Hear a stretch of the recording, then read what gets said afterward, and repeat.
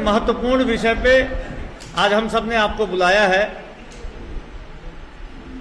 इन दिनों ईडी की कार्रवाई काफ़ी चर्चा में है। जिस प्रकार से ईडी कार्रवाई कर रही है उसके बारे में देश का सुप्रीम कोर्ट भी चिंतित है।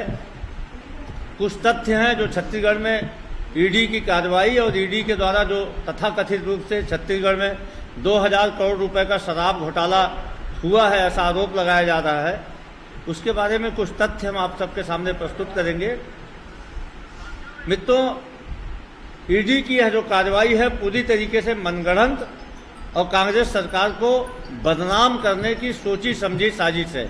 मैं कुछ तथ्य, कुछ घटनाक्रम ईडी और आईटी की कार्रवाई के सिलसिलेवार आपके समक्ष प्रस्तुत करूंगा, जिसके आधार पर आप सब खुद समझ जाएंगे कि जो ईडी की कार्रवाई है पूरी तरीके से भारतीय जनता पार्टी की, केंद्र सरकार की राजनीतिक साजिश है। ईडी आसन्न विधानसभा चुनाव, छत्तीसगढ़ के होने वाले विधानसभा चुनावों को देखते हुए इस प्रकार की पूरी कार्रवाई कर रही है। ईडी की इस कार्रवाई की पटकथा लगभग 3 साल पहले ही शुरू हो गई थी, जब छत्तीसगढ़ में 27-28 फरवरी 2020 को आईटी के छापे पड़े थे। और आईटी के छापे में आईटी जब कुछ भी नहीं कर पाई तो आईटी के छापों के आधार पे ईडी की ये कार्रवाइयां शुरू की गई है।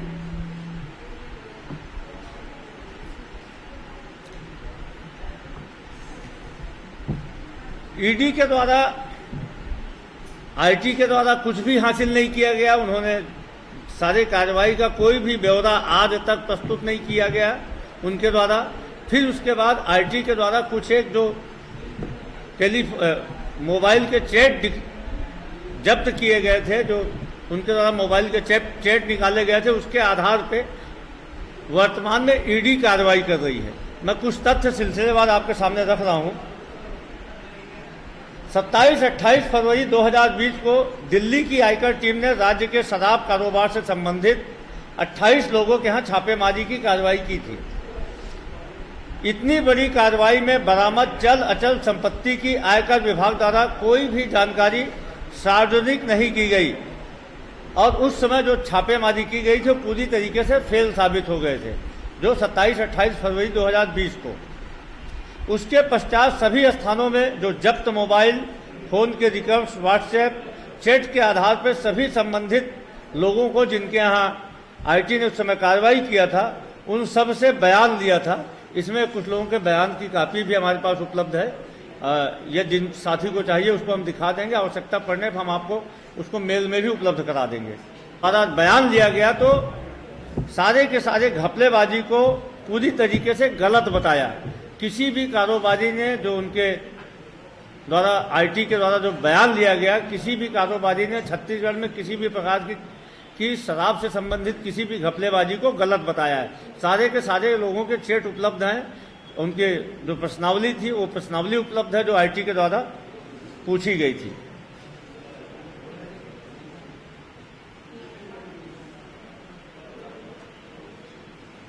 इसके बाद में ईडी ने, जब आईटी के पास में कुछ भी हासिल नहीं हुआ तो आईटी ने ये पूरी जो उनके पास में मोबाइल चैट थे उन मोबाइल चैट को ईडी को उपलब्ध करा दिया। और ईडी लगभग 2 से 2.5 साल तक इस मोबाइल चैट्स को अपने पास में दबा के बैठी हुई थी। वह इंतजार कर रही थी कि छत्तीसगढ़ में चुनावी साल चालू हो, चुनाव नजदीक आए, उसके बाद में इस प्रकार के कार्रवाइयों का एक षड्यंत्र तैयार करके सरकार को बदनाम किया जाएगा। आईटी ने 2-2.5 साल पहले ही सारे मोबाइल चैट को उपलब्ध कराया था और वर्तमान में हस्ताक्षर करवाया, बयान स्वयं लिख के जबरिया हस्ताक्षर करवाया। सारे के सारे लोगों ने इस बात की तस्दीक की है। और 31 मार्च को, 30 मार्च को उनको ईडी के दफ्तर में बुलाया गया, 16 से 18 घंटे बैठाया गया और 31 मार्च को उन सबको घर जाने दिया गया। और उनसे लिखाया गया कि पूर्व में जो भी बयान उन्होंने दिया है उसके बारे में कहीं सार्वजनिक करेंगे तो उन सब के खिलाफ में उनके परिजनों को गिरफ्तार कर लिया जाएगा, ऐसी धमकी दी गई उनको ज़्यादा। अनेक व्यक्तियों द्वारा यह भी शिकायत की गई कि महिलाओं को भी देर रात बुलाकर पूछताछ कर धमकाया जा रहा है।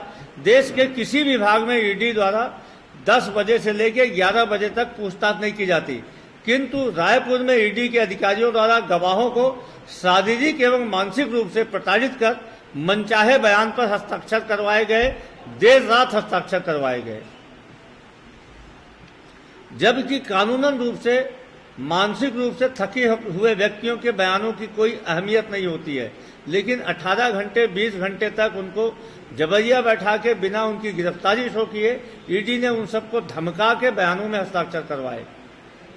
शराब व्यवसाय से जुड़े संबंधितों से बलपूर्वक लिखे गए बयानों के आधार पर ईडी ने यह दावा किया कि राज्य में 2000 करोड़ रुपए के शराब घोटाले हुआ है। ईडी के द्वारा प्रेस विज्ञप्तियों के माध्यम से पूरी तरीके से एक मीडिया ट्रायल बनाने की कोशिश की गई और सरकार को बदनाम करने की साजिश रची गई। ईडी अधिकारियों द्वारा भी गवाहों को आहूत कर सभी को जेल भेजकर धमकी देकर भ्रष्टाचार में शामिल होने, अवैध राशि रिश्वत के रूप में देने के आरोप स्वीकार करने हेतु विवश किया गया। इसका प्रमाण यह है कि इन्हीं सब व्यक्तियों ने 3 वर्ष पूर्व उन्हीं के मोबाइल चैट के आधार पर, जो ट्रांसक्रिप्ट के आधार पर जो आरटी ने उनसे पूछताछ की थी, उन सब ने किसी भी व्यक्ति के, किसी भी सरकार में बैठे हुए व्यक्ति के शामिल होने की बातों को पूरी तरीके से खंडन किया था, उन सवालों को निराधार बताया था। देखिए, छत्तीसगढ़ में जो ईडी की कार्रवाई हो रही है वो पूरी तरीके से मनगढ़ंत राज्य सरकार को बदनाम करने की कार्रवाई है।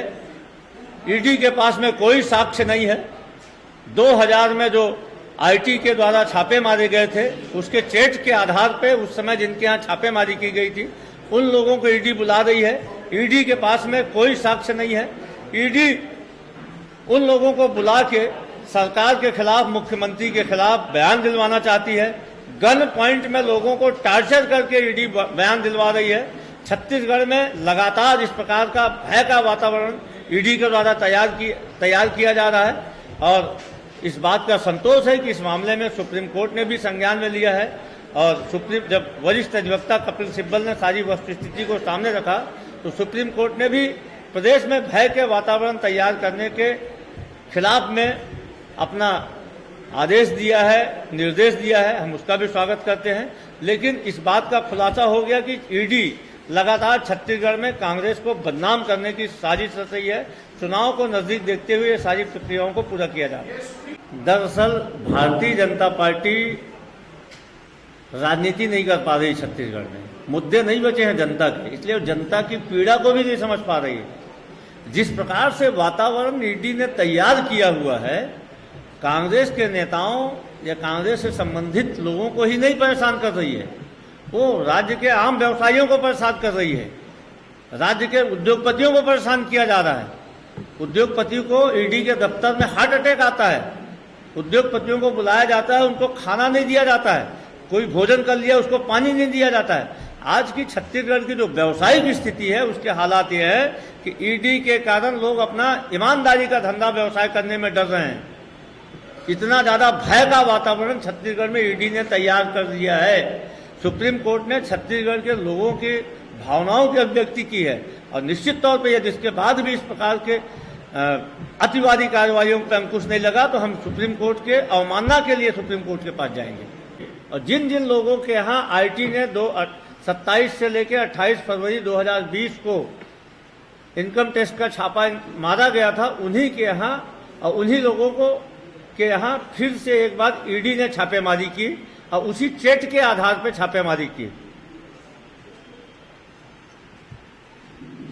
29 मार्च को ईडी द्वारा जितने व्यक्तियों के यहाँ छापेमारी की गई, किसी के भी यहाँ क्या जब्त हुआ, कितना जब्त हुआ, किसी भी चीज का कोई विवरण नहीं दिया गया। ईडी के द्वारा जिनके यहाँ छापेमारी की गई थी उन सबको सीआरपीएफ के जवानों की सुरक्षा में ईडी कार्यालय ले आया गया, घंटों उनको बैठाया गया। इस प्रकार का माहौल तैयार करने की कोशिश की गई कि जैसे बहुत बड़े अपराधी हैं, इनके यहाँ बहुत कुछ मिला है, और घंटों बैठाने के बाद मानसिक रूप से प्रताड़ित करने के बाद उन सबको छोड़ दिया गया था। निश्चित तौर पे सुप्रीम कोर्ट के जो कथन है सुप्रीम कोर्ट ने जिस चीज को कहा है वह हमारे उन आरोपों को अक्षरशः प्रमाणित करती है। हम तो शुरू दिन से कह रहे हैं कि इनके पास कुछ नहीं है। राजनीतिक रूप से कांग्रेस पार्टी का भारतीय जनता पार्टी की केंद्र सरकार मुकाबला नहीं कर पा रही है, तो ईडी को सामने रख के इस प्रकार की कार्रवाइयां की जा रही हैं। लेकिन राजनीतिक दुर्भावनावश की कार्रवाई करते करते पूरे प्रदेश को प्रताड़ित करने का एक षड्यंत्र रचा गया है छत्तीसगढ़ में।